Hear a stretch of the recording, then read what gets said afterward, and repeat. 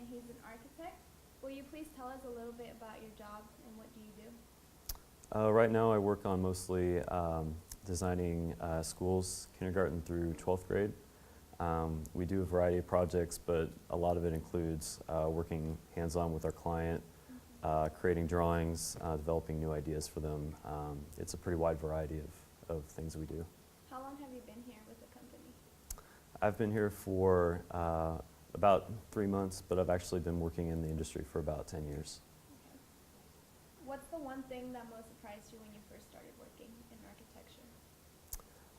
In architecture, probably the first thing that surprised me was the amount of collaboration that happens. We work with clients one-on-one. We work with our coworkers one-on-one. We're always working in teams. We're always very collaborative.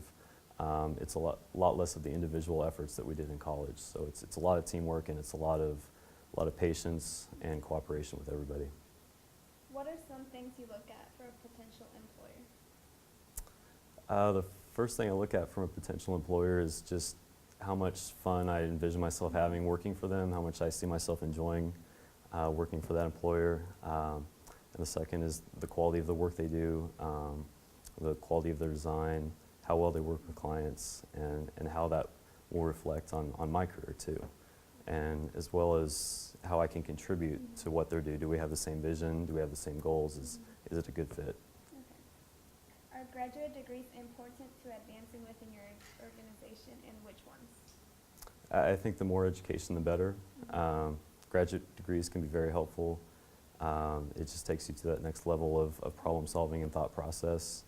I think it's good. I think undergrad is good as well. I mean, it's helpful. The more education you have, the better. What kind of entry-level positions, or do you guys have internships here? We do have internship programs. You kind of jump in head first, regardless of whether you're an intern or not. But they do have continuing education programs for us. And in architecture, you're constantly learning. There's new things every day. So the education is kind of throughout your career. It's not just when you're an intern. So they do encourage helping teach others that have come in a few years after you and spreading that knowledge kind of down the line. Okay. And for a fun fact, what was your first job? My first job was at the Sedgwick County Zoo in Wichita. I dressed as a bear for kids' birthday parties. And it was fun, except in July, Really hot. when it was about 100 degrees, but yeah. All right, well, thank you, Joe Reinbach. Thank you. Hello, I'm Vanessa Tapia, and we are here with Dr. Stevens. Hello, doctor. Will you tell us a little bit about your occupation and how long you've been with the hospital? Okay, good. Good afternoon. My name is Dr. Shervette Stevens, and I'm currently a practicing pediatrician in one of our public hospitals in Nassau, Bahamas. Currently, I graduated medical school in 2013, and I am now a first-year resident in the pediatric department. So I've roughly been practicing for about 2, going on 3 years now. Yeah. Do you guys have any internships available for students, and tell us a little bit about them?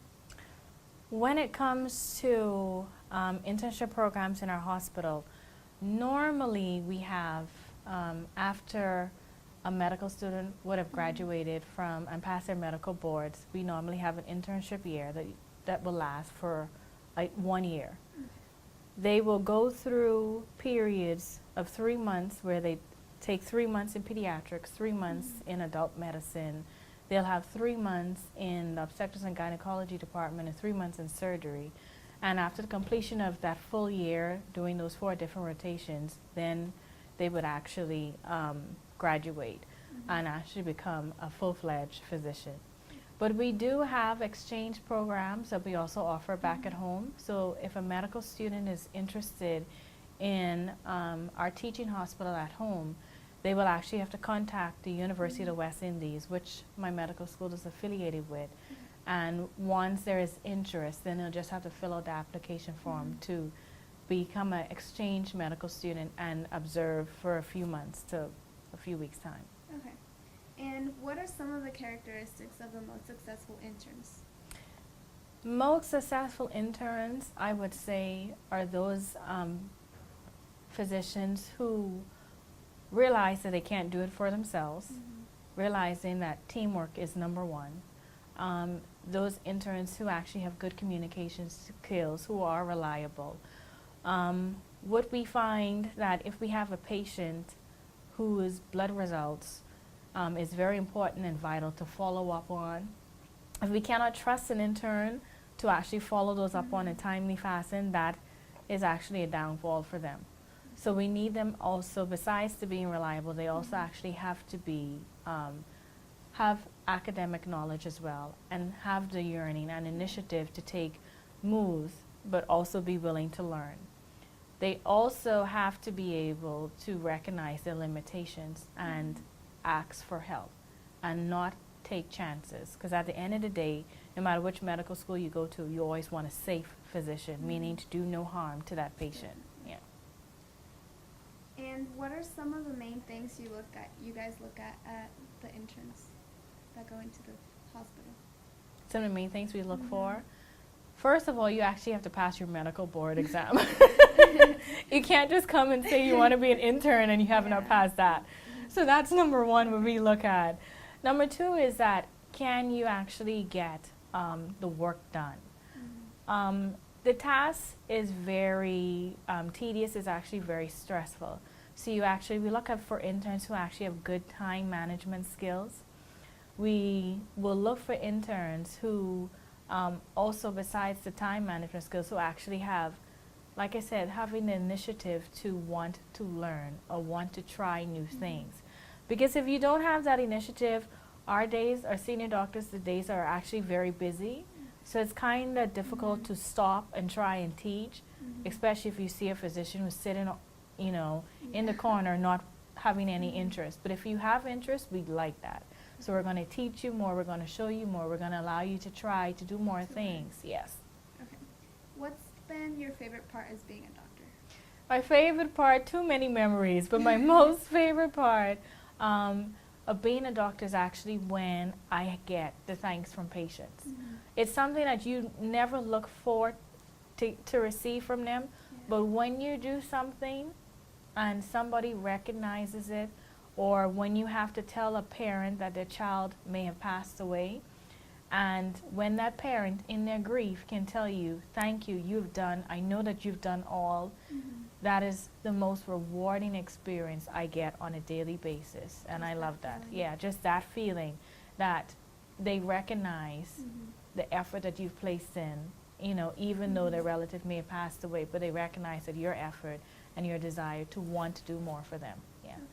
Do you have any tips or recommendations you would want to give students that are interested in nursing? Actually, yes. In order for you have to have the academics, but what is best for you is actually, one, if you want to become a nurse, you want to become a doctor, whatever you choose in the medical profession, first of all, make sure that you're doing it for yourself. Because at the end of the day, you're able to encourage yourself, you're able to push yourself, because there are many sleepless nights, there are many sacrifices that you have to make, but the only thing that allows you to obtain and achieve your goals is you having the driving force that you want to accomplish this for yourself. It's nice that when you have your family supporting you and your friends supporting you, but in those down times when you're tired of studying for hours, or when you can't go out to the clubs or to the movies with your friends, at the end of the day, you know that you wanted to do this for a particular reason, and you have to be able to achieve and obtain your goals and be able to encourage yourself. Okay. Yeah. And for a fun fact question, what was your first job? Really? My first job I was actually a sales assistant in a children's store at home. Okay. But I always would tell them that I wanted to be a doctor. So. Since when did you know you wanted to be a doctor? Oh, I knew from when I was 4. I knew. I always knew I wanted to be a doctor, so there was nothing that. Dream come true now. Yeah, it really is. There's nothing that I wanted to do. I couldn't see myself doing anything else, even though I may have days when I may get tired or frustrated, or why am I doing this? it always goes back to I chose this profession for myself, so I want it. Yeah. All right. Thank you, Dr. Shervette Stevens. Thank you so much. Hello, I'm Dolan McNabb here with Valerie Collazo. Valerie, what is it that you do? I'm a supplier diversity manager for Kansas City Power and Light, and my job is to work with bringing in minorities, veteran-owned, HUB-zone, 8A companies to do business with us. Okay. Do you offer any internships at your company? We do. Every summer we have internships. They last from May until August. And when interns come in, are they usually prepared for this job? Some interns are and some interns aren't. I've had interns as young as 14 years old from Cristo Ray School, and then I've had interns that are in their 20s. All right. And what would you suggest for the interns coming in to prepare? To prepare, I would say you have to be able to speak on the phone. You have to have a good communication skills. So, because my job encompasses a lot of talking to other suppliers on the phone, reaching out to them. So you have to have good communication skills. Good written skills are a must because they have to communicate all the time through email to my suppliers and make sure that they're clear and concise when they do.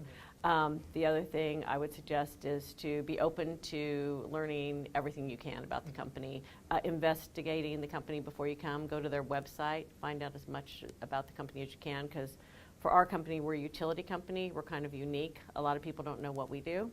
And so it's good for the intern to go online and read about the company and find out in advance what we do. So college preparedness kind of helps out with that a lot, right? Right. Okay. Yeah.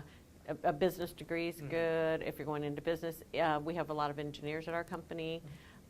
So our company is kind of unique because you can go anywhere from being an admin in the company to being an engineer in the company, accounting, finance. So we have a lot of different opportunities. My job's a little unique since I work with suppliers. All right. What are some of the most notable qualities of your most successful employees?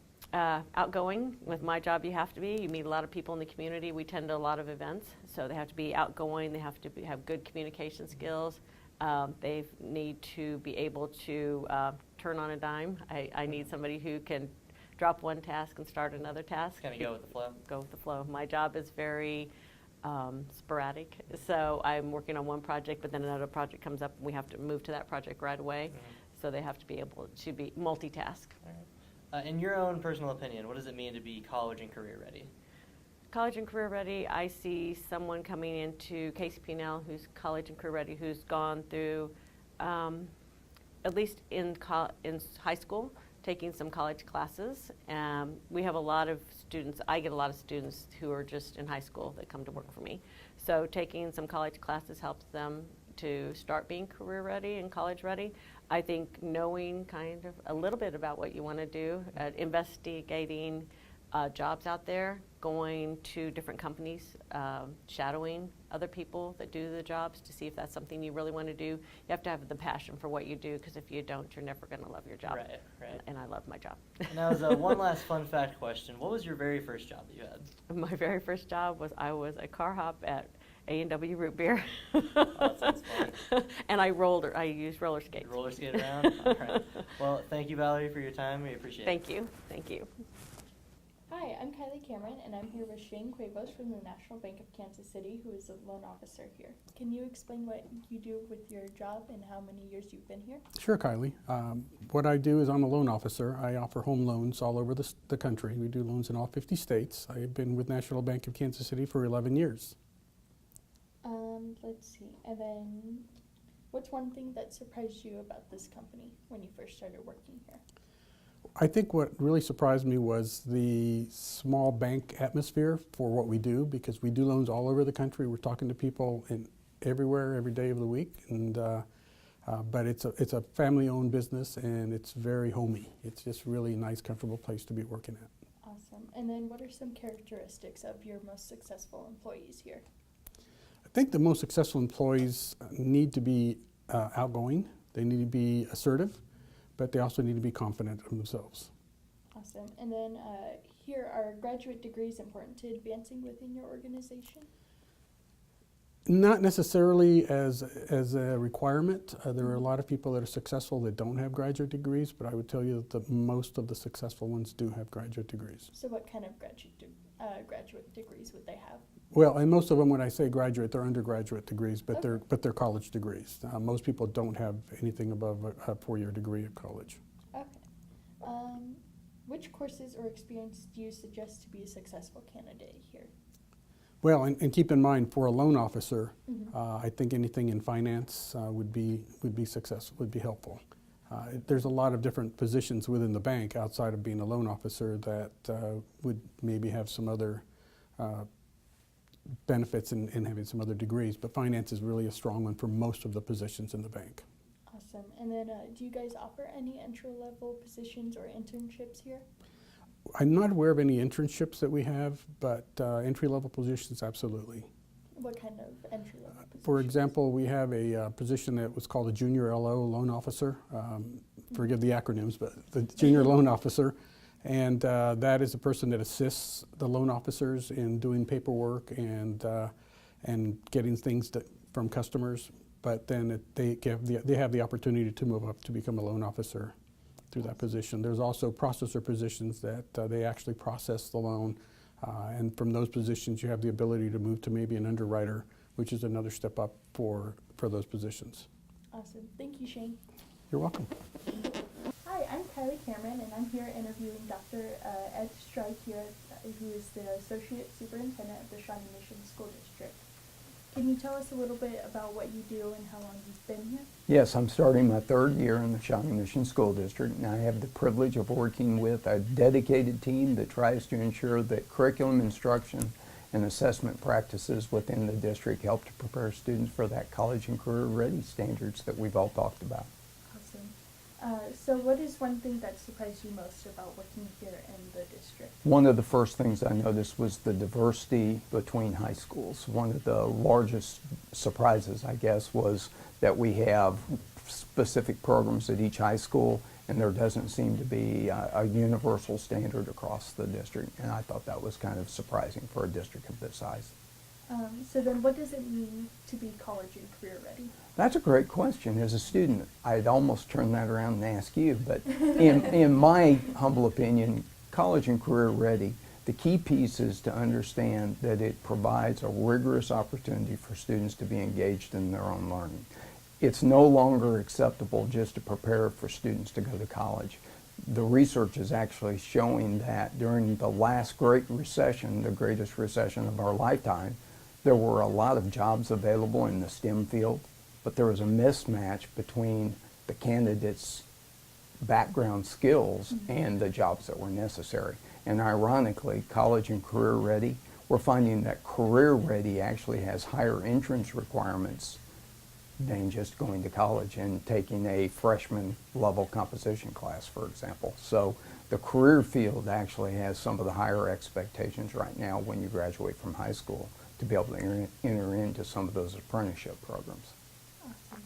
And then what do you have to do in order to be college and career ready? I think the biggest thing is you need to take a rigorous academic preparation where it's not a mile wide and an inch deep. It's where students are engaged in active thinking and learning, and they're applying knowledge. The old recall information, that's pretty well gone, because in the life of Google, all you have to do is ask the question and it'll tell you the answer. The key is, how do you use that information to apply it to a real world setting? And you've probably heard of rigor and relevance. How do you make it relevant to student learning? Because the real world is all about learning new information and applying that information. So then what are some characteristics of your most successful employees here? I think the growth mindset, for lack of a better term, I don't know if you've heard the idea of fixed mindset versus growth mindset. When you figure that if a student goes to college, half of what they will learn in a 4-year program will be outdated by the time they graduate. Yeah. We're experiencing such a technology or an information acceleration within our time period in our life that we have to help students be engaged in learning. So it's really important that the employees of the Shawnee Mission School District embrace a growth mindset, that we're open to learn and grow continuously throughout our educational career. Let's see. And then, what kind of graduate degrees are important in advancing in this organization? Well, I think one of the things that's really critical is to be an effective teacher, you need to have a degree within your content area. So it requires a bachelor's degree. And then if you're wanting to continue to advance, be it in counseling, you're going to have at least a master's degree, or you're going to have a specialist or an advanced degree. To be a school administrator, you're going to need to have an advanced degree, usually a graduate, a master's and or doctorate, depending on the requirements of the position. But the key is lifelong growth. It's more important to have a degree that means something and propels your career forward, as opposed to just having an advanced standing degree. Awesome. And then, which courses or experiences do you suggest in order to grow within this organization? This is going to sound really crazy. As a teacher, I think it's really important that teachers remember what it's like to be a student. I think it's real important for a principal to remember what it's like to be a teacher and a student. And then I think for a central office administrator, it involves what it's like to be a principal, what it's like to be a teacher, and what it's like to be a student, because we need to be advocates for students as well. Awesome. And then, what kind of entry-level positions do you get here? What kind of internships can be offered? Well, think back. I think as a high school student, you probably had a few student teachers in your career. Of course, yeah. So as an educator, it basically starts with that, with the student teaching experience, usually their senior year, and that prepares them for the real world of being a teacher within their classroom their first year. And that helps to build towards, if you want to be an administrator, it's really, really critical that you have a successful, strong background as an educator in the classroom level, because the magic that happens in schools happens between teachers and students in the classroom. So to be an effective administrator, you need to be able to have that well-rounded knowledge of what teaching and learning is all about in a school. Yeah. And then, as a fun fact, what was your first job? Well, this is kind of strange first job, I guess. I served as when I was a sophomore in high school, I served as a track coach, an assistant track coach for grades, you won't believe it, first grade through high school. So I had the privilege of working with about 300 kids, working in a summer program for track and field. Awesome. Great. Thank you Thank so you. much, Dr. Thank you. It was a pleasure. Thanks. Okay, hello. Hi. I'm Vanessa Tapia. Hi, nice to And meet this you. is Gabe Medina, and he's manager for Plaza Medical Center. Will you tell us a little bit about your job and what you do? I am the center manager at Plaza Medical Resources. Like you said, I oversee operations and sales here at the office. We do medical equipment, so we help people with oxygen, CPAPs, a lot of medical equipment. So that's basically what we do here. Okay. How long have you been with the company? About 4 years, so it'll be 4 years in October. What's the one thing that most surprised you about the company when you started? How involved we were in patient care. We do a lot of things with our patients, make sure they're doing well at home, make sure they're getting better, and see on things that we can do to help them out on a day-to-day basis. So that really was a big deal for us, and this really is what we do on a daily basis. That's great. And what are some things you look at for a potential employer? We're looking at people who are committed, people who are can be reliable, people that are going to show up and go to work every day, people that want to learn and are open to the things that we're going to teach them and the things they need to do to be successful on a day-to-day basis. Are students typically career ready when they come to you for employment? Sometimes, a lot of them we want to mold them, and we want them to be open to learning and want them to be, we want to trust them with our patients and with our information. So we want to make sure that they are willing to come and learn and willing to do the things they need that are helpful for them to advance and get ready for the next position. What are the characteristics of your most successful employers? They are reliable, they are hard workers, and they really follow the processes that we have in place to make sure that they can do their job to the best of their ability. Okay.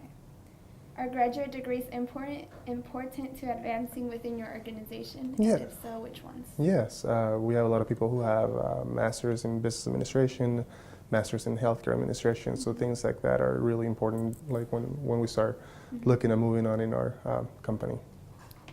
And what kind of entry-level positions or internships exist within your organization? We don't do a lot of internships, but we do have a lot of entry-level positions. We have customer service representatives and we have service representatives, and they're the ones who answer the phones, and they're the ones who also that deliver the equipment to the patient. So they're the ones who are really, really involved on patient care on day to day.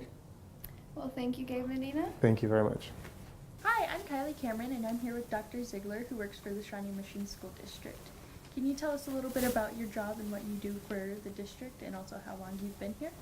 This is my second year in the Shawnee Mission School District, and my role is Assistant Superintendent for Curriculum Instruction and Assessment. So I work with the curriculum and assessment teams, and we are responsible for working with teachers and making sure that we have a strong curriculum in place and resources to support learning and the teaching that happens in all of our schools. Awesome. And then what's one thing that surprised you most about this company when you started working with them?